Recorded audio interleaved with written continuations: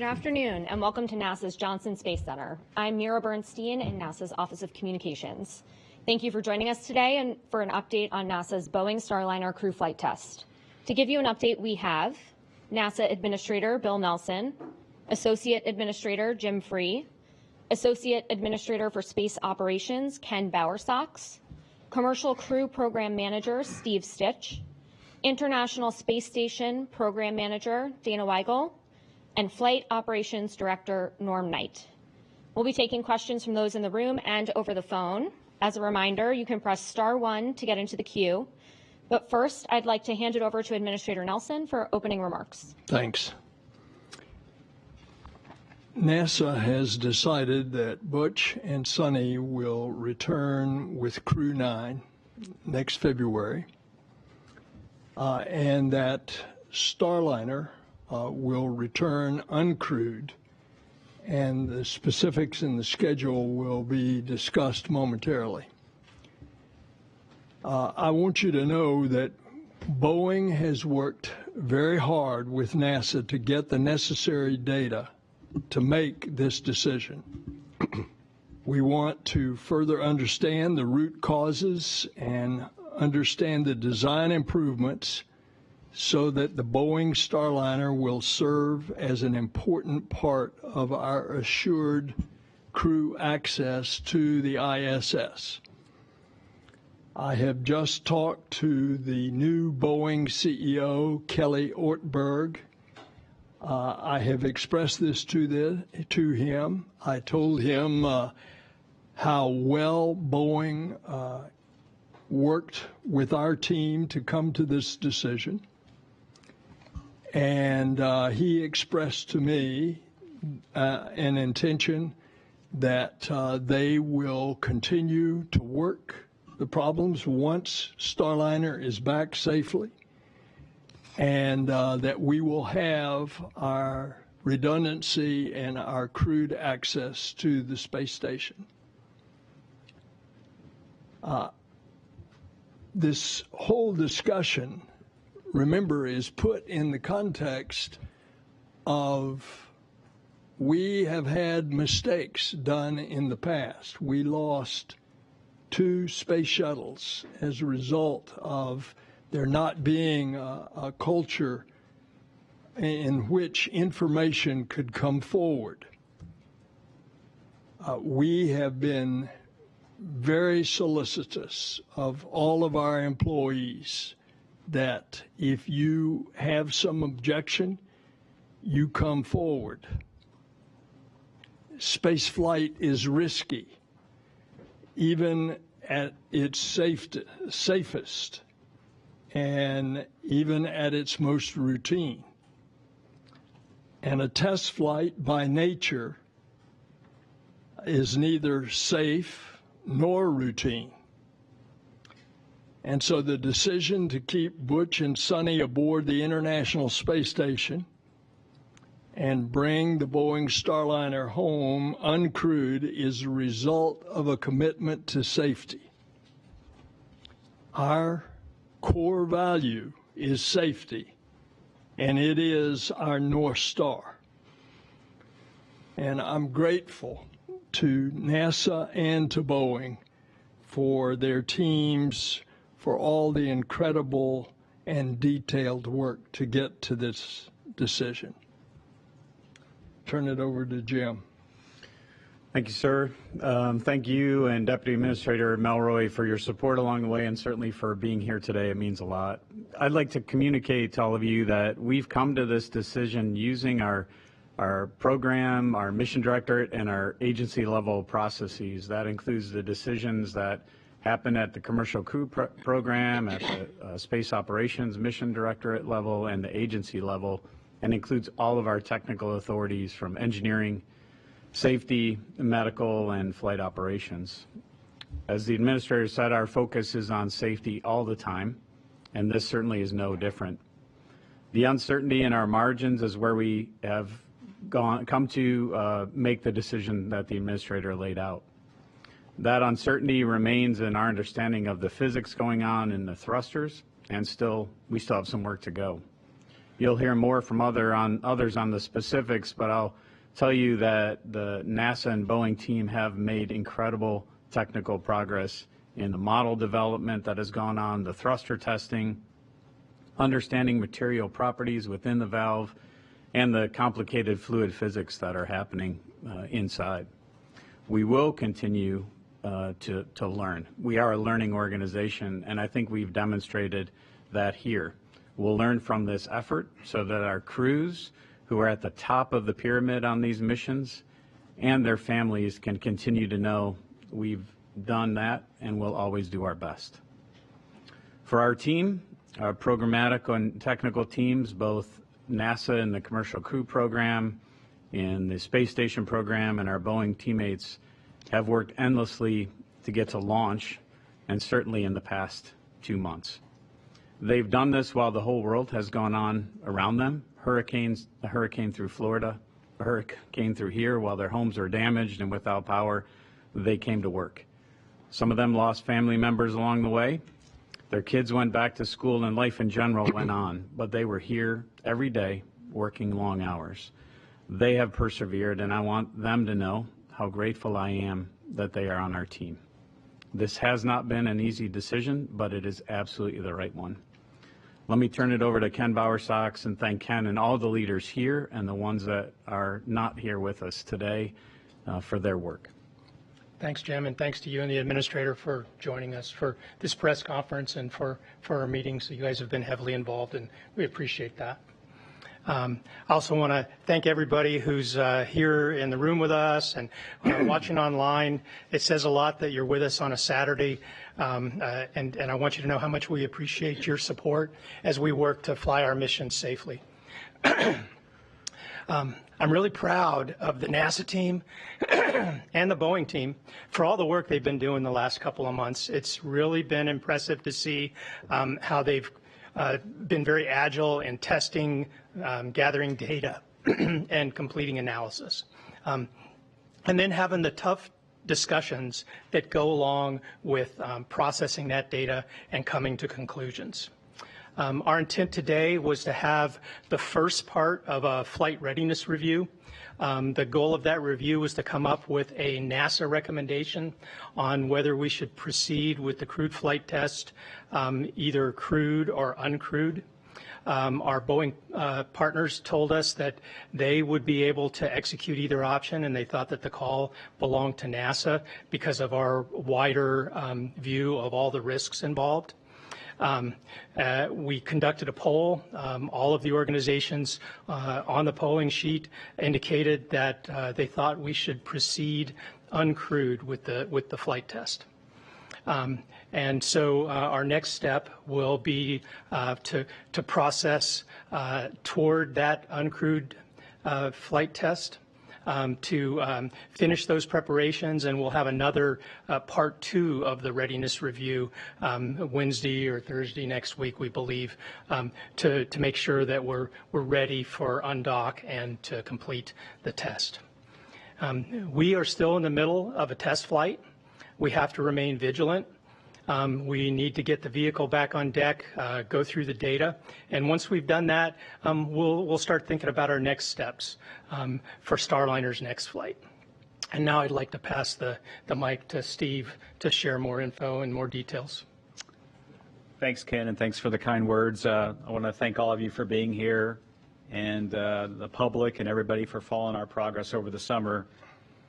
It's been a long summer. It's been a long summer for our team. And I want to first start out by thanking our team who's worked so hard over the summer, long hours, weekends, nights, testing, analysis, reviews. I mean, it has just been an incredible effort by the team. We are dealing with a very complex issue with the thrusters, and I'll talk more about that, but it's challenging to predict their performance. It's challenging to predict the temperatures we'll see. And so that's why it's been tough, and it's taken the time ever since we docked back on June 6th to get to this point. Very proud of the due diligence that the team has displayed, their perseverance, their fortitude, courage, dedication, resilience as they learned more and we got more data and different results at times than we expected. I especially want to thank the Boeing team and their contractor team, Aerojet Rocketdyne, the engine manufacturer, the valve manufacturer, Moog, all their suppliers that participated, along with the NASA workforce. We have brought in expertise from just about every NASA center. We did testing at the Marshall Space Flight Center. Of course, our White Sands test facility did testing on the thrusters. So this has been a huge effort across all of NASA, within the commercial crew program and even beyond. Determining the position to bring Starliner back uncrewed was very difficult for me personally. We're all committed to the mission, which we started out, which is to bring Butch and Sunny back. But as we got more and more data over the summer and understood the uncertainty of that data, it became very clear to us that the best course of action was to return Starliner uncrewed. And I'll talk about the other aspects of the mission in a little bit. The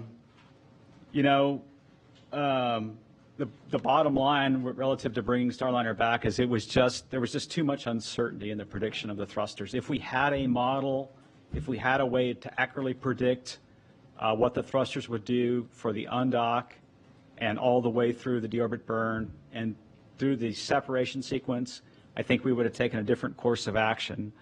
But when we looked at the data and looked at the potential for thruster failures with a crew on board, and then getting into this very tight sequence of finishing the deorbit burn, which puts the vehicle on an entry, and then immediately maneuvering from that into a SEP sequence to separate the service module and crew module, it was just too much risk with the crew, and so we decided to pursue the uncrewed test flight.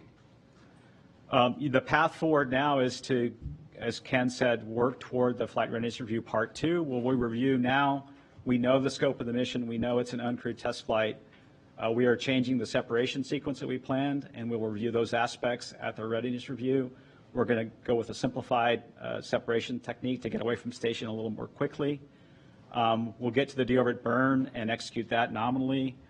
We have a good setup in terms of the opportunities into the White Sands Space Harbor for a number of opportunities in September. We'll land or undock in early September, and then we have a lot of work to do relative to the rest of the mission, which is Butch and Sunny stay on the space station for some time, and they return on Crew 9. We're configuring that spacecraft with a couple extra, 2 different seats.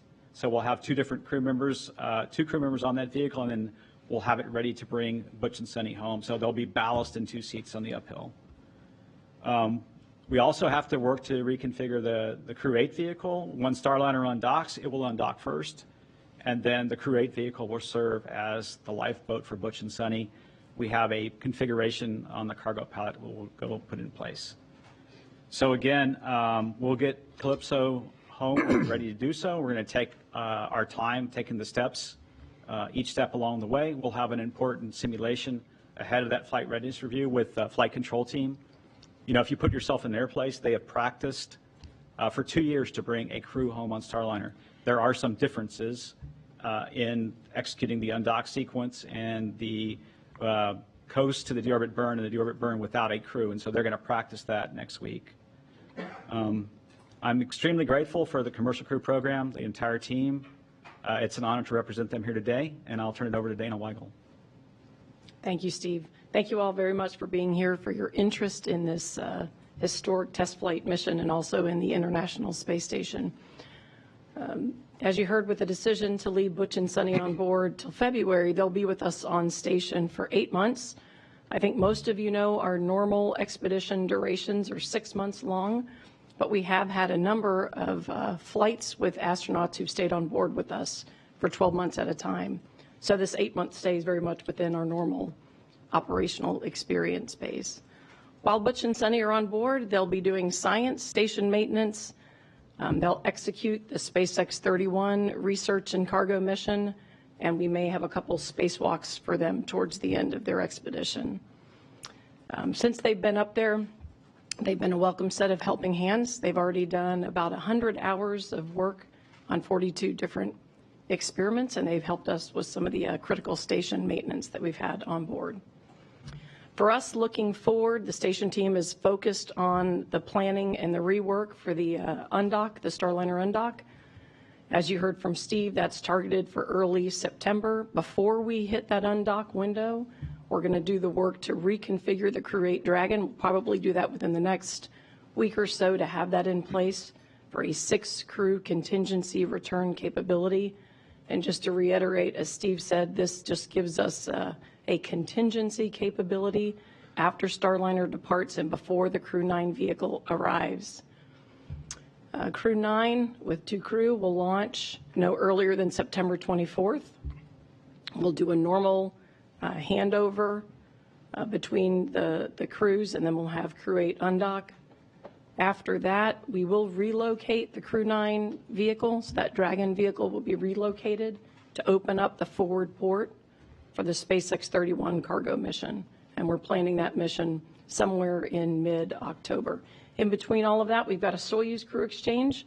That's happening September 11th, will be the launch of 73S. That'll be carrying NASA astronaut Don Pettit, and then Tracy Dyson will go home after that Soyuz exchange.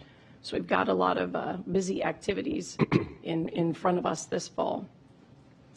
On behalf of the station program, I do want to thank the entire team, the commercial crew program, the Boeing team, and all of our technical teams. They've done a tremendous amount of work over the summer, getting us to the point where we have enough data and enough information to make this really critical and difficult decision that we've made today. So very much appreciated. And as I think all of you know, commercial crew program is critical to the success of ISS. So we appreciate everything they've done. And with that, I'll hand it over to Norm Knight. Thank you, Dana. I want to thank all of you for your continued interest in our mission. And I want to echo my gratitude for the teams on the ground, both Boeing and NASA, and our astronauts on board for their tireless work and effort with this test flight over many years, especially during the last few months.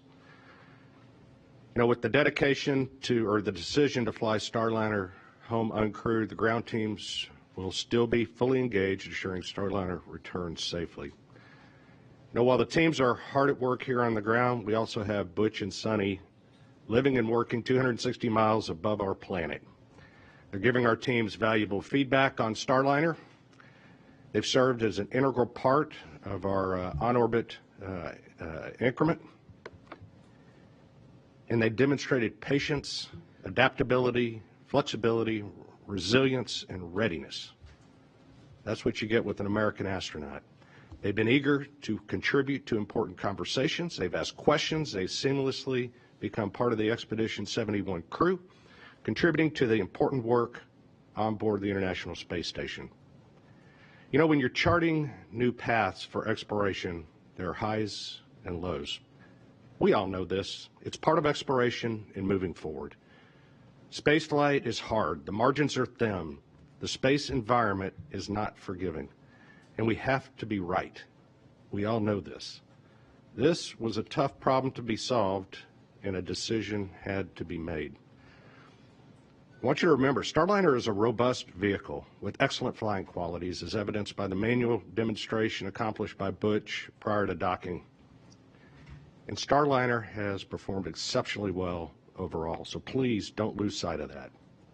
This is a test flight, and the thruster issue and the associated investigations will pay huge dividends in the future for human exploration in a great way when Starliner flies again.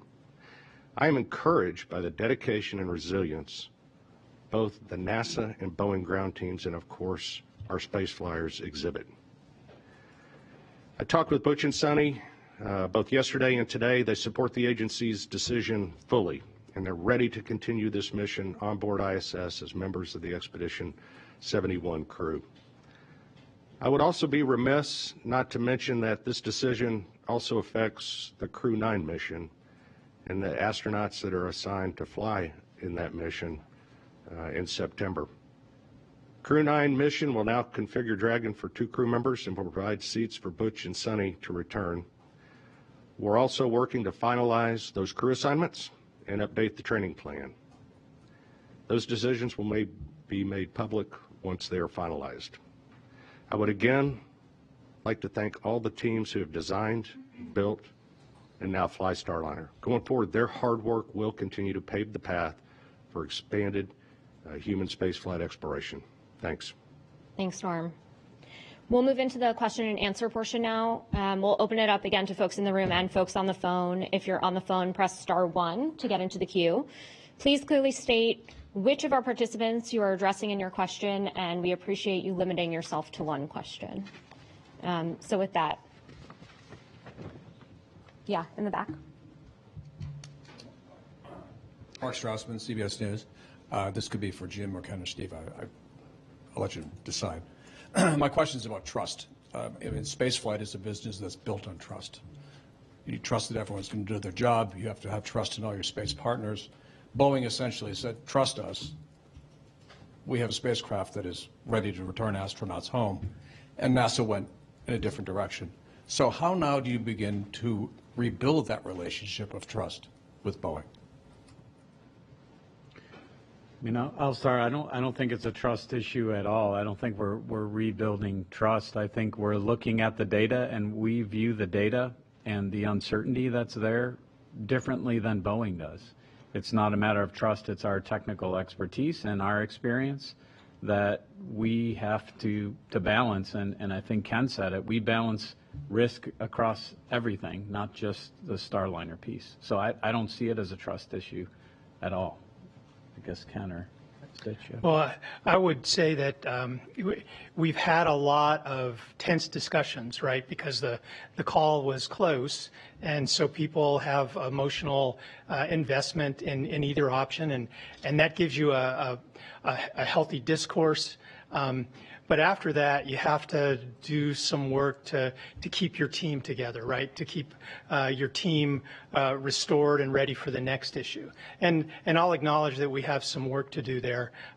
It's pretty natural whenever you've had a difficult decision to make. But we're aware of it, and we'll work it. And we're committed to continuing to work with Boeing. Steve, anything you want to add? Yeah, I wouldn't necessarily call it trust. I would call it a technical disagreement where we get a group of engineers together and they disagree on the risk level of what could potentially happen to the thrusters. Boeing did a great job building a model. Now, the question is that model good enough to predict performance for a crew? All the work we've done is really important also for bringing this vehicle back. We want the vehicle to come back uncrewed. It needs to land at the White Sands Space Harbor, which is where the opportunities are setting up in September. And all the work that we've done, both on the NASA and Boeing side, give us confidence to bring the vehicle back. It has to execute a deorbit burn. It has to do all the things we need it to do, undocking from the space station safely. So I think together we have worked toward that part. There's just a little disagreement in terms of the level of risk. And that's kind of where it got down to. And I would say, it's close. It's very close, and it just depends on, how you evaluate the risk. We did it a little differently with our crew than Boeing did. So. And Mark, trust is a two-way street, and it's built upon a relationship. And I think, as indicated just an hour ago by the new CEO of Boeing, that they intend to move forward and fly Starliner in the future, which is very important to NASA, that we have two human-rated vehicles. I think you should understand the trust is two ways. Eric Berger with Ars Technica. Two questions. One for the administrator, just to follow up on that question about Boeing and your discussion with the Boeing CEO, Kelly Ortberg. How do you anticipate that NASA can help Boeing get Starliner operational missions? Could you maybe fly like a cargo mission to support that, or just curious what your thoughts are on that? And then for, I think, Ken Bowersox, curious, when did you think it was likely that Crew Dragon would be the vehicle to bring the crew home, Butch and Sonny? From the outside, it does seem like that you saw something perhaps in the White Sands test data that gave you concern. It certainly seemed like that's when the odds seemed to shift toward Dragon. Would love any insights on that. Thank you. Your question to me is best answered by the people that are going to determine the specific testing and what is required before the crew would fly. Yeah, I can take a cut at that, Eric. So we're going to sit down with Boeing and kind of lay out what's that path, right? I would say the White Sands testing did give us a surprise. We saw in that testing, as we did, we did 5 total simulations with that thruster of a downhill deorbit burn sequence. And so that's when we saw this swelling of the poppet on the oxidizer side. In other words, a piece of Teflon that swells up and it gets in the flow path and causes the oxidizer to not go into the thruster the way it needs to go into. And that's what caused the degradation in thrust. When we saw that, I think that's when things changed a bit for us, in that now we know that's prevalent, and where is it prevalent in other thrusters, and then what could that swelling do in the future. So that's, I think, where we change course. What we have to do now moving forward for Starliner 1 is how do we avoid firing that thruster in a manner that would cause the heating that causes that oxidizer poppet Teflon piece to swell? Can we figure out how to do that with some testing? And can we also have learned recently that the environment in the doghouse, and I think I've talked about this, is hotter than we thought. In other words, when the other thrusters fire in a doghouse, some of that heat soaks back into an individual thruster, and that causes the Teflon to swell. It also causes some vaporization of the propellant. So is there a way we can figure out how to get the doghouse cooler overall? And then thirdly, we see crosstalk sometimes when an OMAC, the orbital maneuvering engine, the big 1,500-pound thruster fires, it then causes heat on one of the adjacent thrusters. So we've got to sit down and go through all those details with Boeing, with Aerojet. The teams have been so focused over the last couple months at understanding the physics and what's going on, which we have a much better understanding of that now. Now that we have that understanding of the physics, I think we can move forward and start to find mitigations for future flights. See if Ken has anything to add. Well, for me, the White Sands results I thought were a gift. It was just great to have that data. And I really thought it might help us convert. I've seen it with a few of our discussions where we have people in different camps on a risk decision. We gather more data, and then a piece of data comes in, and we come together, and everybody agrees that we take one path or the other. And I thought we might get there until probably about a week ago, I'd say. That's where it started looking like, hey, I just don't think we'll get there in time for bringing Starliner home in a timely manner. With more time, we might have gotten a lot smarter, but we're just at the point where we need to bring Starliner home, take all the data we can, and keep moving forward, I think. Next question is from Marcia Dunn on the phone lines. Marcia Dunn from Associated Press. Yes, hi.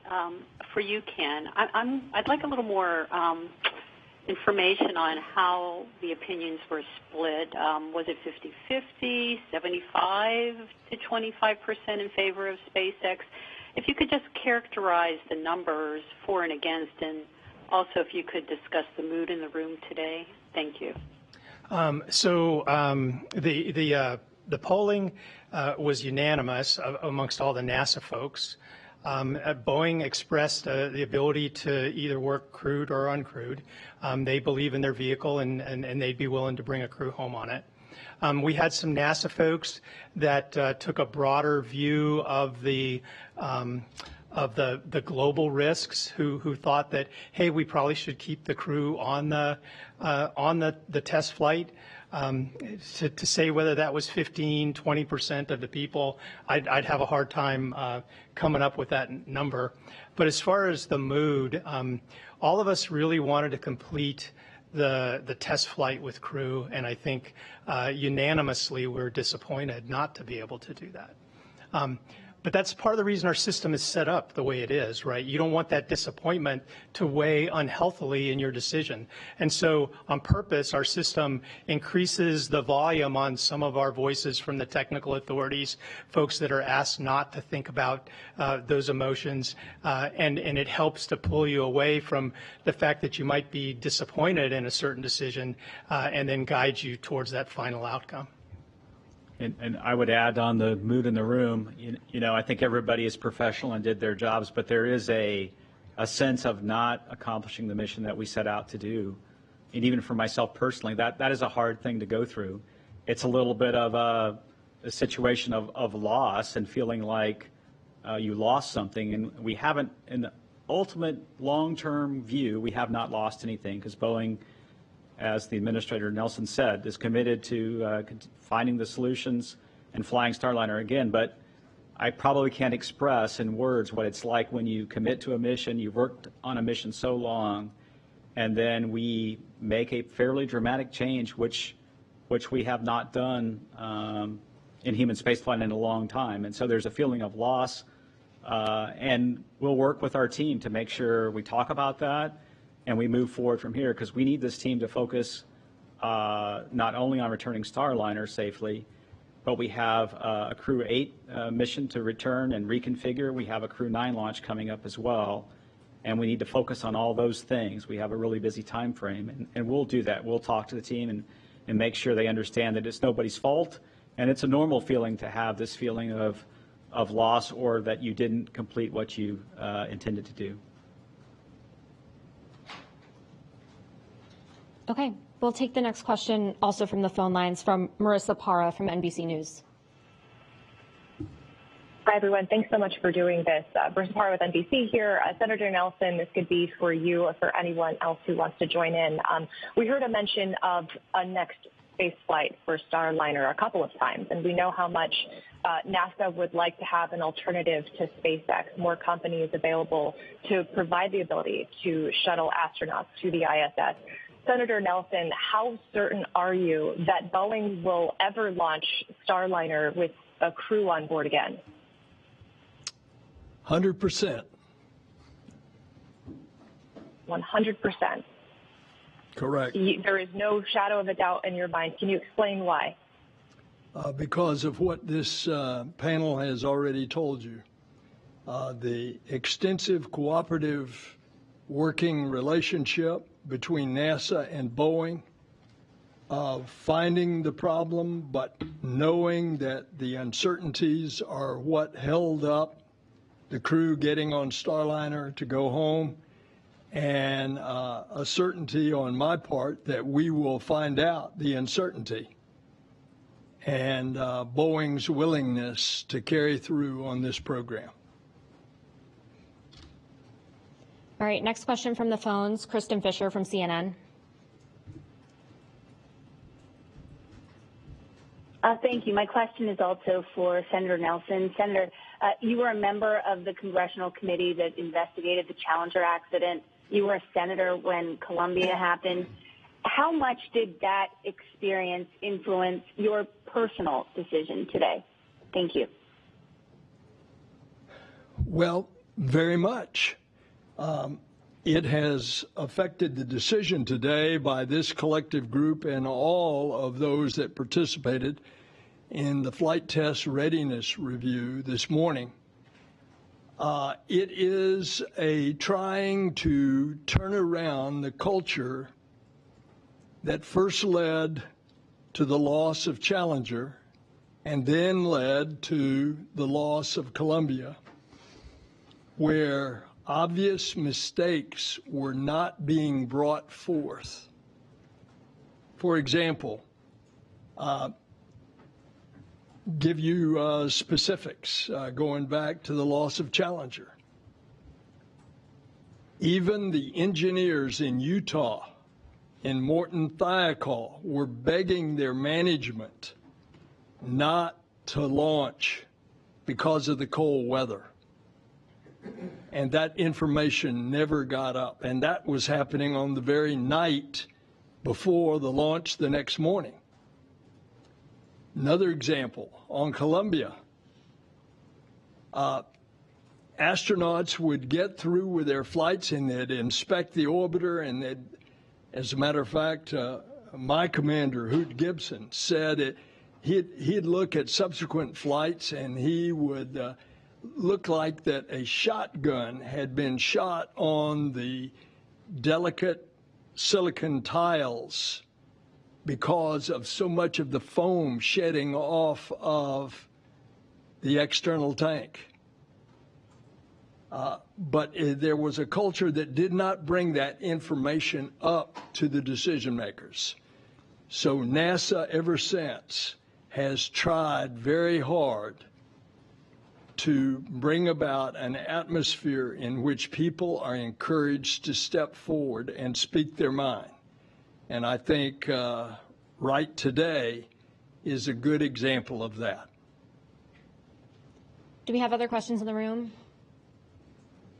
Yep, back left.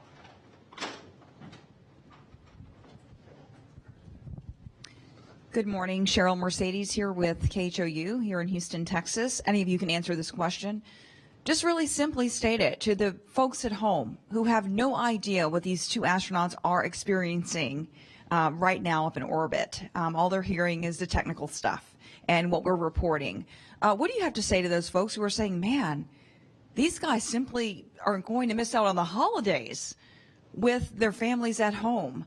What's it like for them up there? What are they experiencing day to day now with this decision and this news that it will now be months before they return? Thank you. I'll jump in on this one. First off, all the astronauts on station are professionals. All those qualities I talked about with Butch and Sonny, that's exemplified in every astronaut that flies to the International Space Station. They're professionals.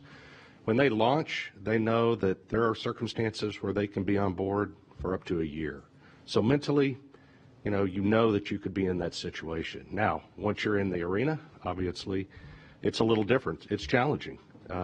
It's disappointing that they're not coming home on Starliner, but that's okay. It's a test flight. That's what we do. They knew those risks going in, but we keep them very busy. There's a lot of science and research going on the International Space Station that Dana can elaborate on and has elaborated on. We keep them busy.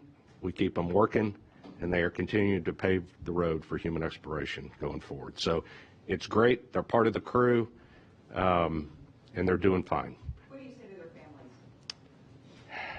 I care deeply about their families. I know this is a huge impact to their families, and it means a lot. Their families are the pillars that keep them strong. They're the pillars that we at NASA depend on for the workforce to keep us going. They're the pillars that help this team with the crewed flight test have the resilience to keep going, especially over these last 2 months that were needed to go forward. And that's both at NASA and Boeing. So family is the backbone of what we do in the support structure. So I tell their families, thank you. Thank you for their support. Thank you for what they do to allow NASA and our commercial partners to do what we do to explore space. We're going to go back to the phone lines. Next is Eben Brown from Fox News.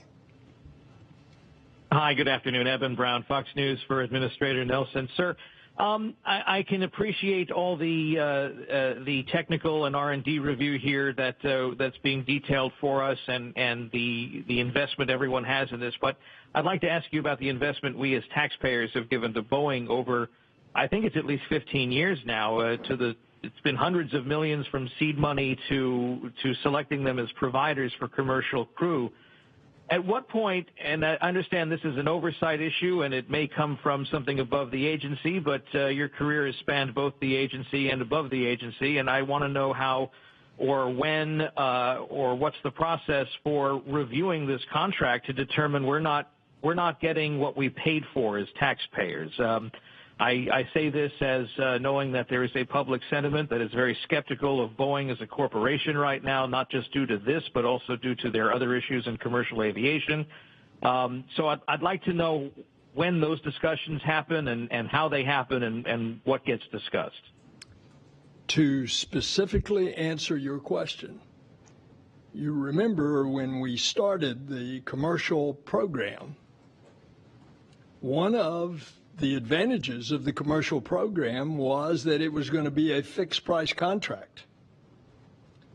So much of NASA's research and development in a very unforgiving environment, space, that is very hard and is cutting edge technology, and it is very expensive.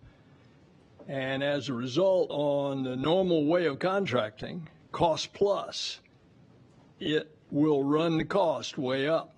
Not so with the commercial crew program.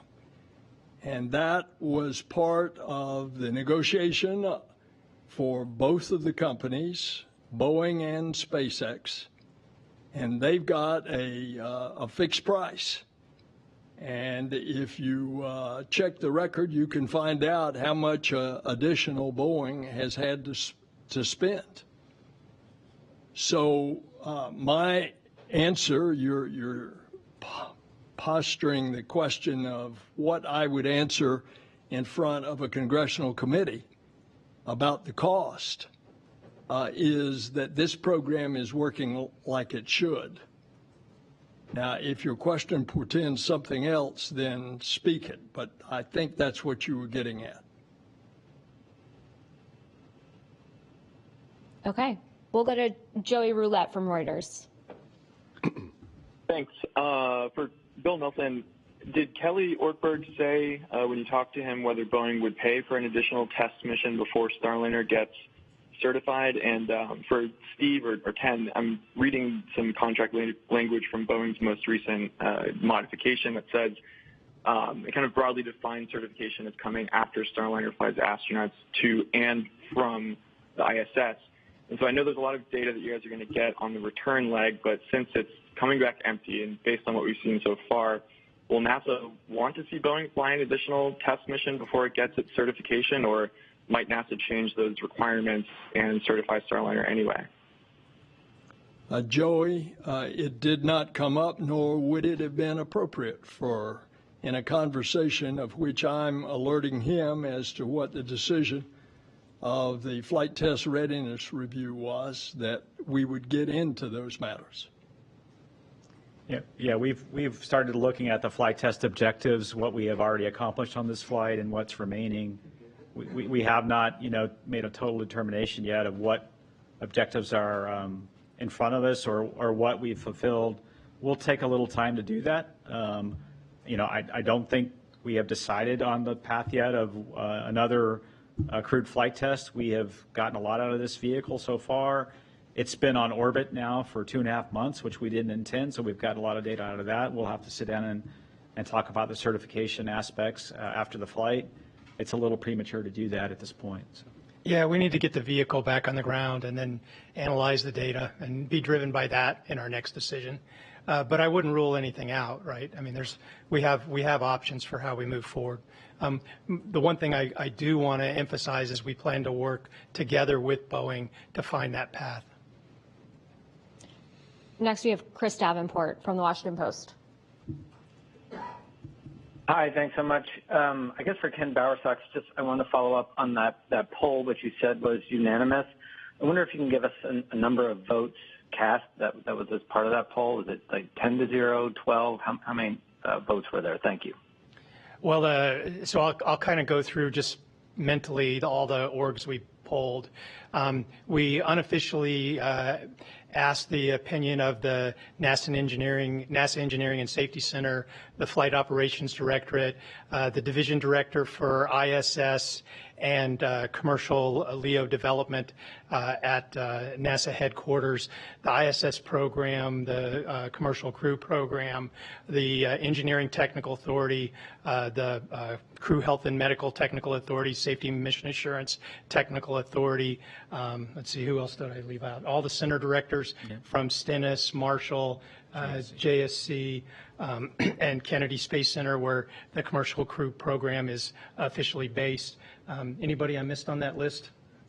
I think you got just about everybody. Yeah, I think did I get everybody? And that was again, everybody concurred with proceeding uncrewed, and they stated where they might have one or two people during our meeting that had a different opinion, and tried to give those folks an opportunity to talk to the group. We'll go to Micah Maidenberg from Wall Street Journal. Thank you.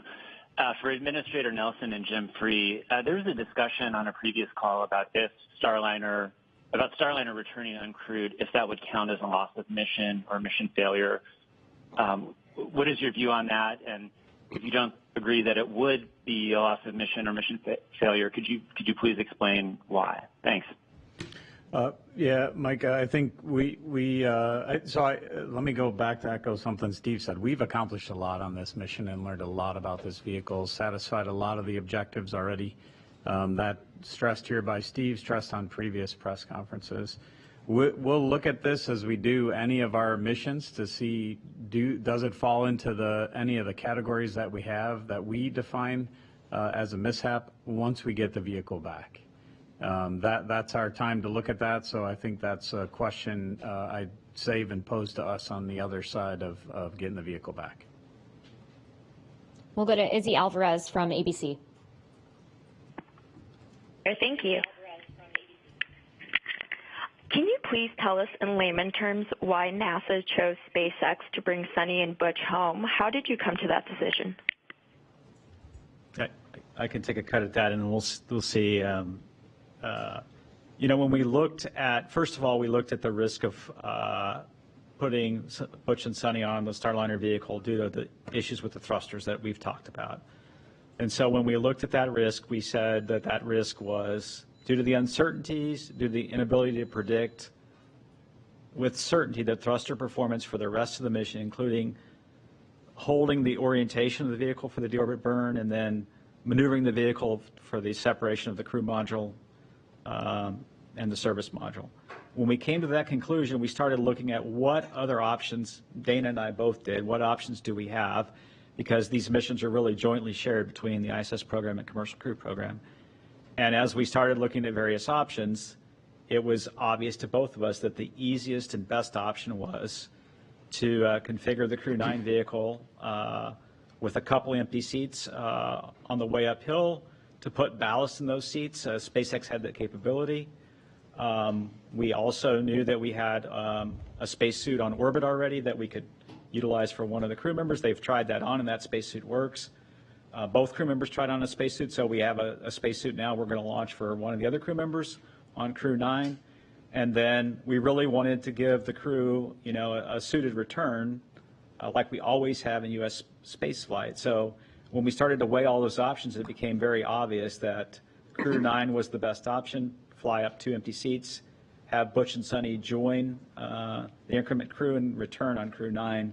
That just became the easiest, the best option, and the most efficient option for all of us.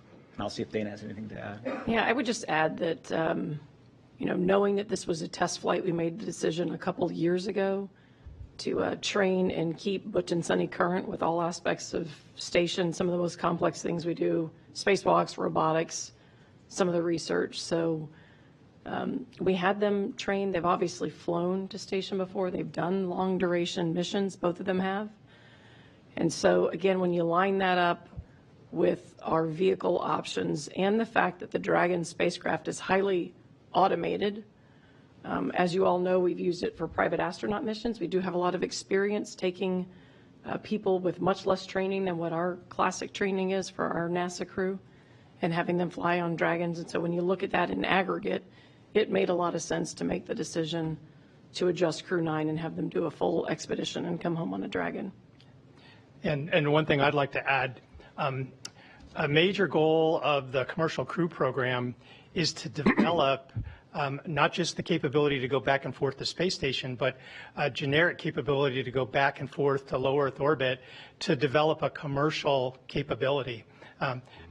There's 2 reasons for that. One is dissimilar redundancy. So you have this option where if there's a problem on one vehicle, you might not have the same problem on another vehicle. So you could use them for a return or perhaps keep them flying while another vehicle is working through recovery from some sort of a problem.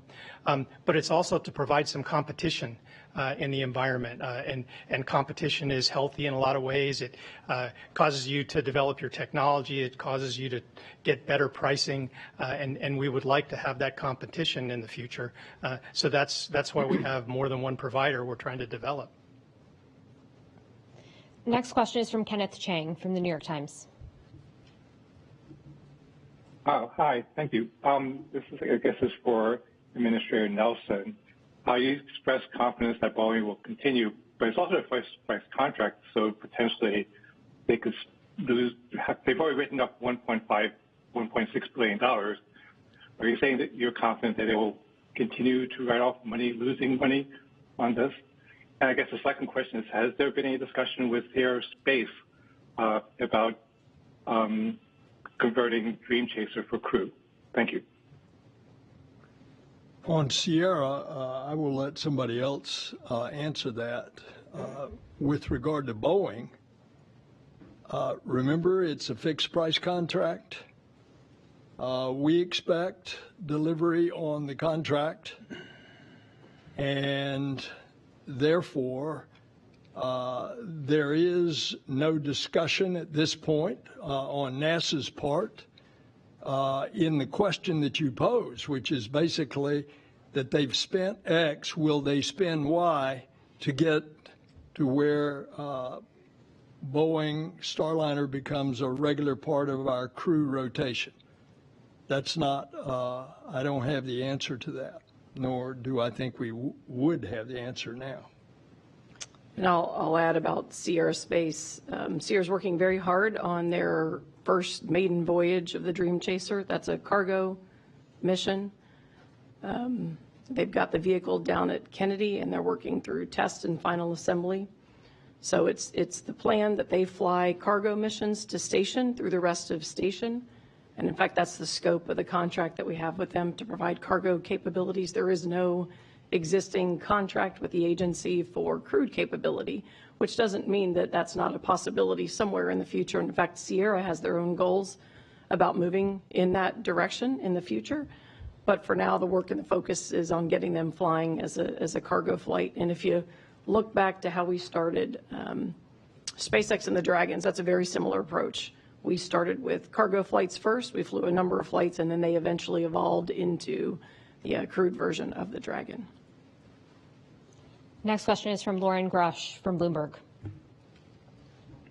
Hi, thank you so much. I'm wondering, can you walk us through what modifications, if any, will be made to Starliner ahead of its return now that it doesn't have a crew on board? And will NASA be flying that return any differently or watching for anything specifically now that it's performing this return without a crew? Thanks.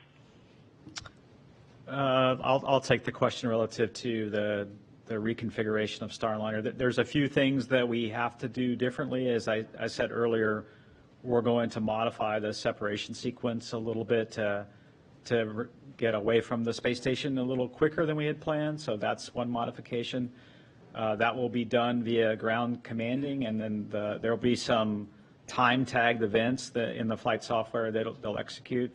There are a few items in the cockpit that have to be configured a little differently. Obviously, if you had a crew on board, some of the life support systems will be configured just like we did on the Orbit Flight Test 2 mission in 2022. We'll use those same configurations. Obviously, we've got to do a little bit of planning relative to the center of gravity without the crew members being in the seats. So we've looked at that already, and that doesn't appear to be a big problem. So we've got a few things like that to go work on. The teams have been really laying out all that data. The ground teams will have a little bit different set of flight rules to operate from. So they'll have that ahead of them. But there's a few minor things to the spacecraft to reconfigure, and we're already in the process of starting that work. Next question is from Will Robinson-Smith from Spaceflight Now. Yeah, hi. Thanks so much for taking the time to speak with us today. Question, I believe, for Dana Weigel, perhaps Steve Stitch. In one of the previous briefings, it was discussed that I think the Russians wanted to see it was one or two successful full crew rotation missions of Starliner before they would put one of their cosmonauts on the spacecraft. Has the agency had the opportunity to talk to Roscosmos about the path forward and what the options will be for flying cosmonauts to and from the space station with Starliner at this point? Thank you. Sure. Our focus with all the international partners, as you can imagine, discussions about what's happening on board or changing launches or operations on board involve not just our NASA team, but the entire international partnership. And so similar to the discussions you've heard today, the focus has been on the decision immediately in front of us with what to do with Starliner crewed or uncrewed. And in fact, when we ended the review today, I sent an email out to all of the program managers across the international partnership so they understood the decision. So they've been following along with us.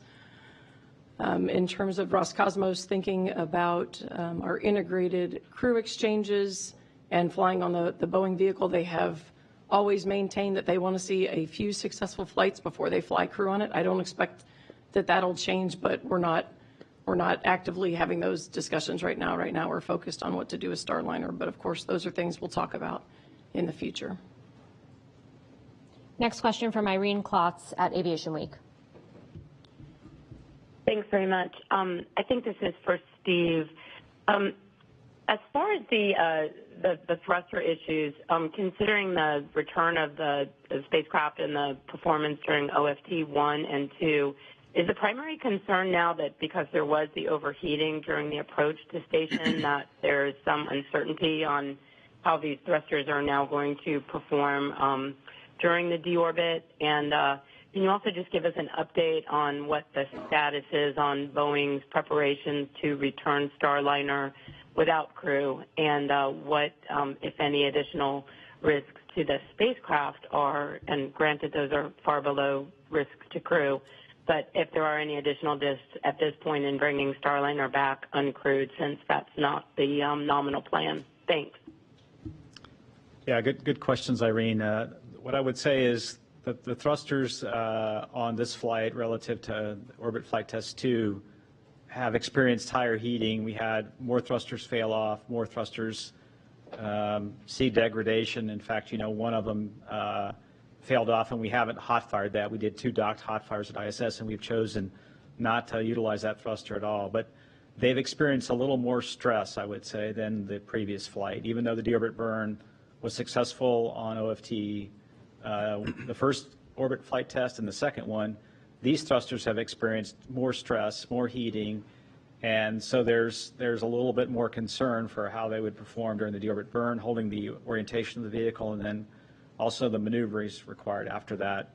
We've also learned in the starboard doghouse in particular, there is extra heating that we have just discovered in the last 2 weeks.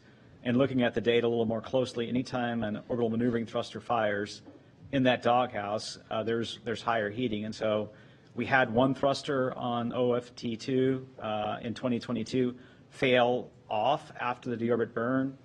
It would not surprise me to see one of the starboard aft thrusters in that doghouse fail off in the deorbit burn for this flight. So I would say a little higher heating, a little bit more thermal, and a little more uncertainty now that we understand the physics a little bit better for crew return.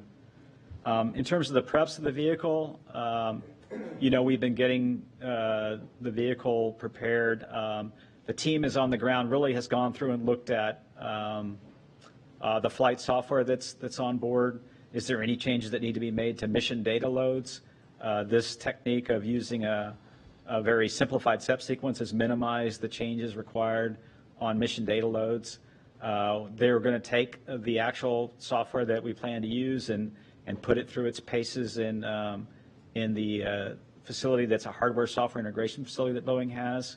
The team has been doing practice runs in a training facility. When I say the team, the ground team has been doing runs just to make sure they understand the differences between the uncrewed and uncrewed.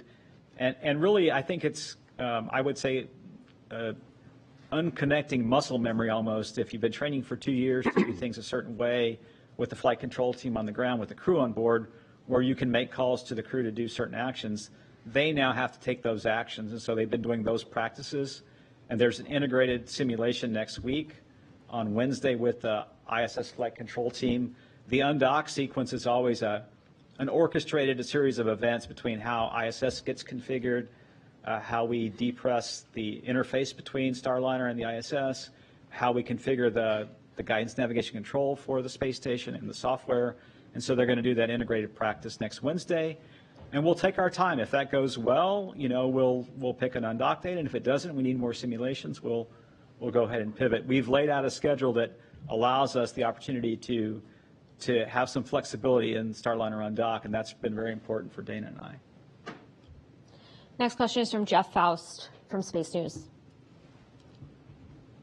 Good afternoon. Question for Ken Bowersox or Steve Stitch. You mentioned earlier in the briefing that it was a very close decision on deciding to bring back Starliner uncrewed. I'm wondering if you can quantify that in some way. Was there some particular piece of data or missing piece of data that really swayed that decision, that very close decision? Thank you.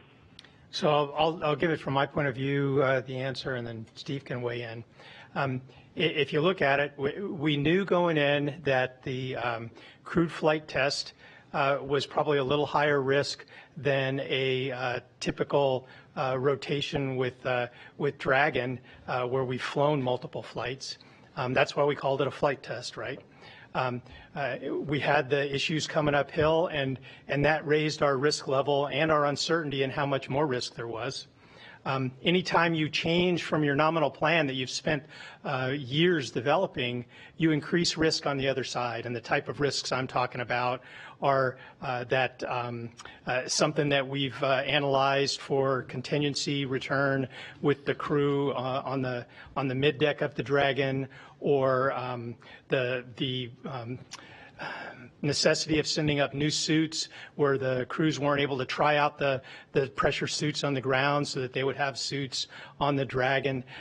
Those types of things raise your risk a little bit on that side. And so now both of your risk levels have gone up, and you knew going in that one was a little bit higher, and you've got uncertainty on just where it fits. So you have to really dig in to understand what the baseline risk change is. And that's what the team has been working so hard this last couple of months. For me, one of the really important factors is that we just don't know how much we can use the thrusters on the way back home before we encounter a problem because of the heating effects that happened on the way uphill. But Steve can tell you a lot more. Yeah, thanks, Ken. Yeah, I'll just mention a couple things. One, we had some thruster experts come in and talk to us a few weeks ago, and we are clearly operating this thruster at a higher temperature at times than it was designed for. I think that was a factor that, as we started to look at the data a little bit more carefully, we're operating the thruster outside of where it should be operated in. Understanding, could a thruster just fail off gracefully, or could there be another failure mode that is not so graceful? I think that was an important factor as we talked about the two differences. I mentioned the starboard doghouse, and so for some reason the heating is higher in that starboard doghouse that we do not understand. When an OMAC thruster fires, the other thrusters get heated at a much higher rate than we expected. We don't have a closed loop model to predict the performance. We worked very hard of trying to anchor a model based on what we saw at White Sands, and then knowing what you had in the uphill phase, knowing that you have a model that can replicate what we saw. Can you predict the downhill? We really just couldn't get there over the last number of weeks. Also, how close we were to a cliff. In other words, we've damaged the Teflon on some thrusters. So when we start to fire them again, will that damage repeat or get back to a point where now the thrusters are at the levels we saw on the docking day very quickly? And then really it's the consequences of failure. When we started thinking about the kind of failures we might get, we had those on docking day, and those were even though we were 200 meters from station, it's a very benign environment. This sequence, when the deorbit burn has to execute and then you get into the SEP sequence, it's a very rapid sequence from the completion of the burn to then getting into the separation a number of minutes later, and there's no real time to reconfigure. So when we laid it all out, that's where the preponderance of the risk was to not put a crew on the vehicle. Our next question is from Manisha Ravasetti from Space.com. Hi, thanks so much for doing this. I think my question is mostly for Dana. I was wondering, what are some of the challenges that you faced in accommodating this delay with ISS operations? I would guess that there are maybe changes you had to make with food allocation or other supplies and task division. And then relatedly, you mentioned that even with this 2025 planned return date, it is the trip is within the scope of what you're comfortable with, for astronauts traveling to the ISS. So what do you think would have been too long for this day, and the point at which we should be, worried about the fact that they're still up there? Thank you. Let's see, for the first part of your question, just at a high level from a programmatic standpoint, we protect for about 4 months of what we call consumables reserves, so food, water, different kinds of consumables we have on board. Those are the two biggies. 4 months for 4 crew. is what we protect for. So we always stay above that amount. And we do that intentionally so that if we had a problem with the delivery, a cargo flight that didn't make it, for example, we'd have margin. So we always have a little more than what we need for some period of time. It's not limitless. In this particular case, we did have a resupply mission. In fact, just a few weeks ago, the Northrop Grumman 21 flight came up, so we had our eye on that flight. And so once we realized the team was working through issues and we were likely to have Butch and Sunny on board, we changed that flight's manifest. So we added more supplies to keep us above that reserve level. We've also got the SpaceX 31 cargo flight coming up around the corner, so we've got extra supplies on that. And so we've been able to modify and adjust our cargo mission supplies to accommodate the extra mouths we're feeding. No one has had to go on a diet or calorie restrictions, so we haven't had any limitations there. In terms of duration on board, you ask an interesting question. One of the things as an agency that's really important for us is to understand the impacts of long duration space flight on the crew. And so far our experience base and that of the cosmonaut experience base is up to about 12 months, give or take. And so we understand very well performance implications and what it looks like for operations and crew health there. So you're asking the question about how long is too long. I don't think we as an agency know the answer to that. We can tell you that we understand what 12 months does. We're interested in that from Moon to Mars. And those are some of our research objectives and what we're trying to learn in the microgravity environment, but no specific concerns with 8 months or even up to a year. And so far, our data suggests that as long as we've got the right mitigations on board, exercise, the crew spends about 2.5 hours a day with cardio and weightlifting, and as long as we can keep them in shape with rigorous routines, et cetera, we've done a pretty good job keeping the crew's health up with long duration stay. Next question is from Tim Fernholz from Payload Space. Thank you for taking my question this morning. I was just curious if you have any thoughts now on what might have been done to avoid this scenario after OFT-2, if more attention should have been paid to redesigning the propulsion system, or if there were decisions that should have been made during the test campaign to avoid the scenario. Thank you. Yeah, I'll take the question. I think if we look back at OFT-2 now with this newer lens of what we learned at White Sands, certainly could we have explored OFT-2 in a little more detail, either leading to some redesign of the doghouse to get the thermal environment lower or operate the thrusters differently. I think it's easy to do that in hindsight.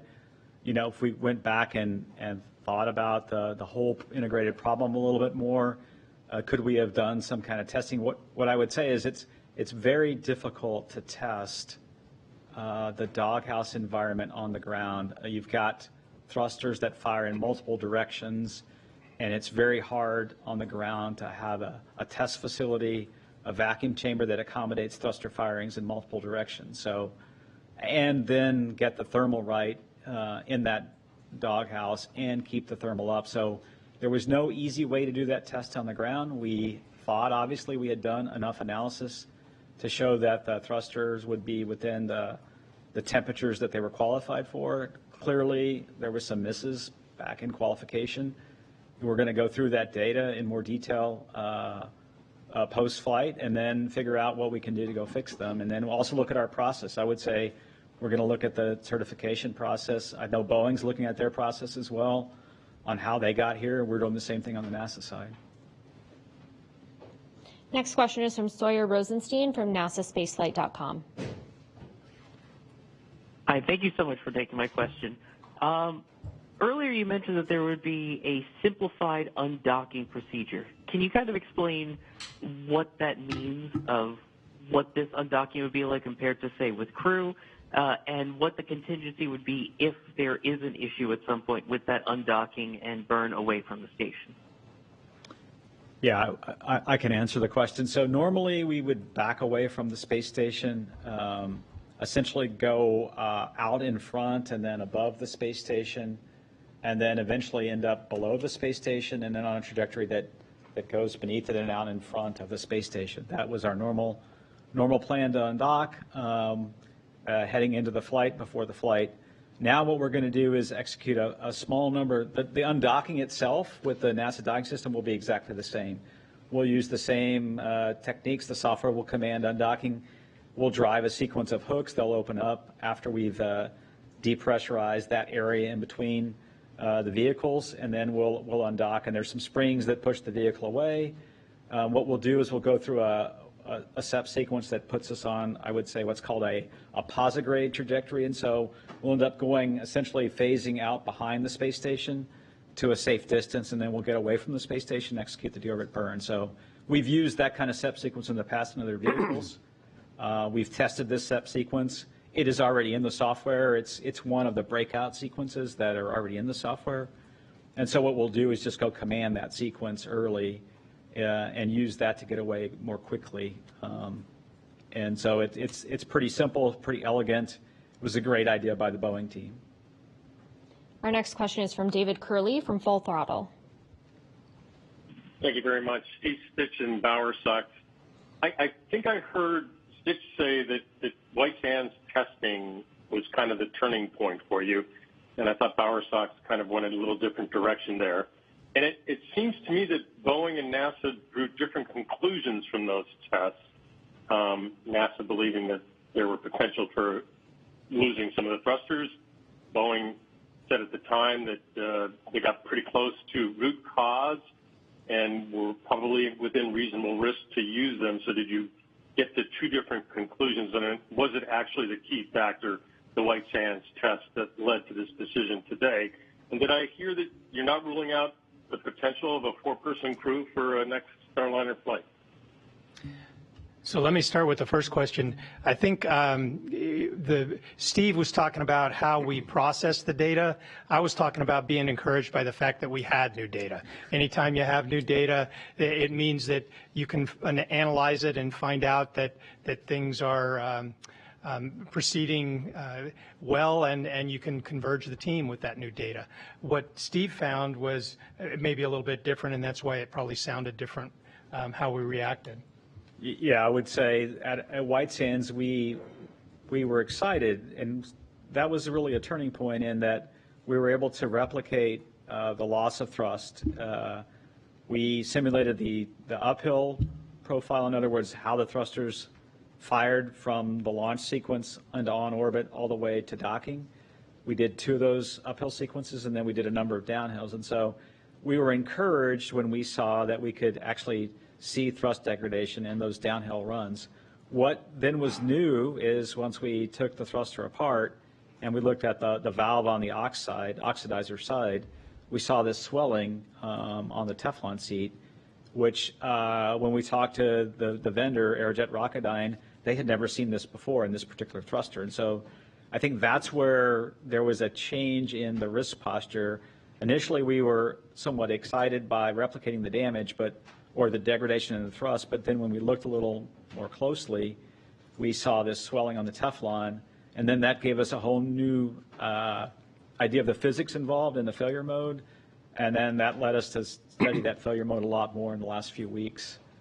Relative to the 4-person Starliner crew, we haven't really had those discussions yet. We need to get the vehicle back. We need to work through our sequence of events on what changes we'll make, both for the helium leaks and the thrusters, and then we'll make a decision on the next flight. It's a little premature to discuss that.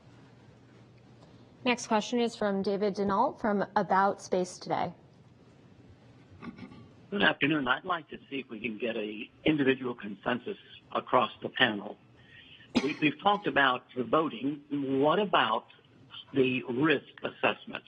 Was it a 50-50 possibility of coming back? Was it a 75-25 decision or a 90-10 decision that Starliner would be safe?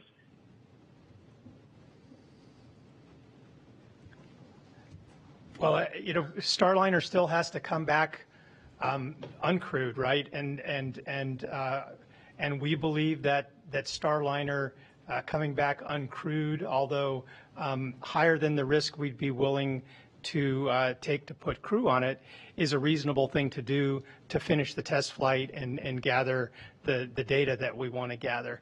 To give you a percentage on polling or how people feel, I think that's pretty tough to do. All I can say for sure is that when we polled today, all the people that we asked from the senior management of the different organizations that are involved with human spaceflight, they all concurred that we should have the crew come down on a different vehicle than the current Starliner. Our next question is from Marvin Marshall from the Space Report News. Hi, good afternoon. My question is for Administrator Nelson. I'm speaking on behalf of millions who share, the same concern.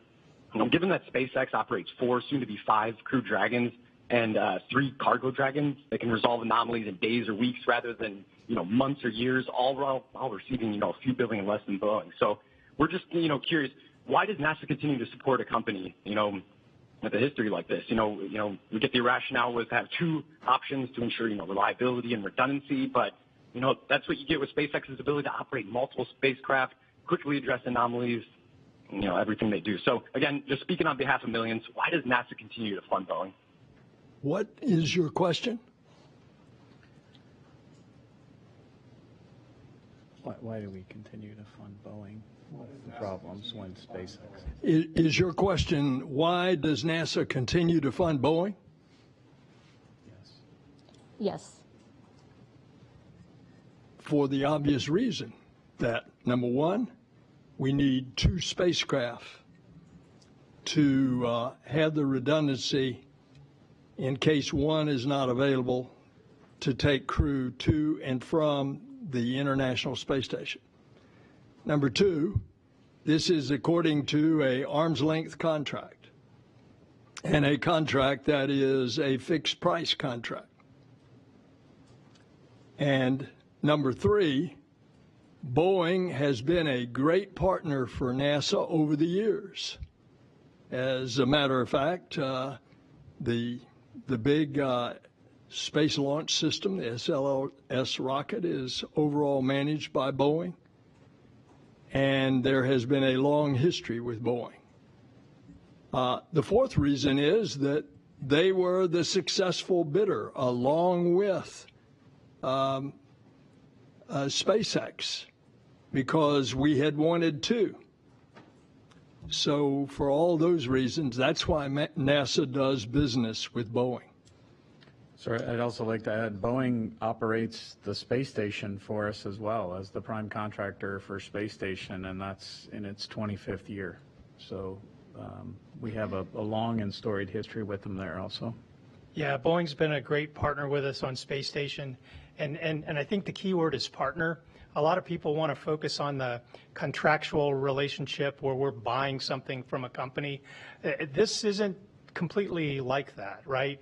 I mean, we have a contract with Boeing, but it's to work together to develop this capability for our country. And we've had 2 good partners, Boeing and SpaceX, when it comes to commercial crew. And when they have problems, we don't just throw rocks at them or tell them that we don't like them. We work with them to get through those problems. Our next question is from Jackie Goddard from the Times of London. Yes, hello, thank you. And just following on from that, can you help us understand why Boeing aren't here and what we're to conclude from that? You used to brief jointly. And whatever the reason may be, was there any discussion around what their absence might communicate to the public? Boeing has been adamant that Starliner is safe. You folks aren't there. We hear that the legacies of Challenger and Columbia have helped to guide your caution at NASA. So how concerned should the public be at the implication that that learning curve at Boeing possibly differs? Thank you. Well, I'll take the first part, and it looks like Jim's getting ready to take the second part. But the reason Boeing's not here is it was a NASA decision today, crewed, uncrewed. That was the focus of this review, and so we thought it was reasonable to have just NASA on this panel. Jim, anything you want to add? I think that's correct, Ken, and then I'd add, I think Ken and Steve have characterized that Boeing was part of the decision process. They've characterized what Boeing's position was. So and we're here to communicate the overall NASA position. Next question is from Natalie LaRoche from the Boston Globe. Hi there. Thank you so much, everyone, for the answers to your questions. It was mentioned earlier that their families are their pillars of strength right now. I was just wondering how apprised their families are in this whole process, and if you could describe what their spirits are during these times. Okay, I think if I heard your question right, it was how the families are doing and how we support the families. Again, as I said previous, families are the pillars of strength and support. Their families are doing well. Their families understand, just like the crew members when they launch, there's always an opportunity, there's always a possibility that they could be up there much longer than they anticipate. So the families understand that. I'm not saying it's not hard. It is hard. It's difficult. You have to adjust for that. We have a support structure for the astronauts, and it's there to support the families and the crew members on orbit. So they're doing well. They understand, and again, we thank them for what they do. All right, we have time for one more question. So to close this out, the last question will be from Bill Harwood from CBS News. Yeah, thank you very much. A question for Senator Nelson, if I can. All my technical questions were answered, so I have a political question for you. There's been a lot of talk during the past few weeks that we live in an environment today where one presidential candidate is the chairman of the National Space Council, and we live in an environment where criticism is thrown about. I don't know what word to even use for it. The question is this: is there, in your mind anyway, did politics and the ramifications of this decision, if it didn't go well, play any role at all in your decision, your personal decision, Senator, about how to proceed with this? Was politics even in the back of your mind when you guys were talking about all this? Thanks. Bill, if anyone knows, you know that NASA is not only bipartisan, it is nonpartisan. And that's the way we've tried to operate this agency as long as I've been here. I can tell you unequivocally, from a personal standpoint, that politics has not played any part in this decision. What I said earlier about Challenger and Columbia and the lessons learned and what we've tried to change in a culture in order that safety is our North Star is what we are trying to do in a very hostile environment in which if you make a mistake, it's very unforgiving. So I can tell you unequivocally, I have seen some speculation in the press that because we are in an election season, that decisions may have been made with regard to this announced today with regard to an election. Absolutely has nothing to do with it. And as long as I'm around here, it's not going to. Thank you, Administrator, and thank you to all of our panelists today. Thank you all for joining us. Stay tuned for more information on NASA's Commercial Crew Program blog at blogs.nasa.gov/commercial crew. Have a great afternoon.